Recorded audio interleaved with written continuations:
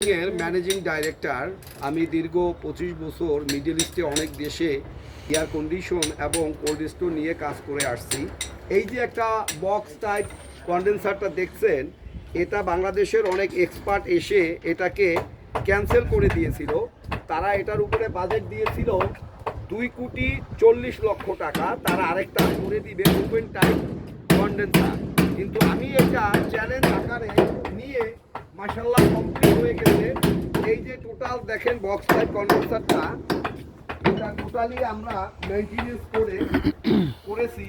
এটা ক্লিন করতে অনেক ধরনের কিছু যন্ত্রপাতি আমি নিজে আবিষ্কার করে ক্লিন করেছি, কারণ এর পাইপ টু পাইপ 6 মিলি গ্যাপ আছে ভিতরে ডিপে, যে এটা সম্পূর্ণ ক্লিন করে আমি এটা কমপ্লিট করেছি। কারণ এখানে কোনো কেমিক্যাল ইউজ করা যাবে না, কেমিক্যাল ইউজ করলে পাইপের লংজিভিটি কমে যাবে।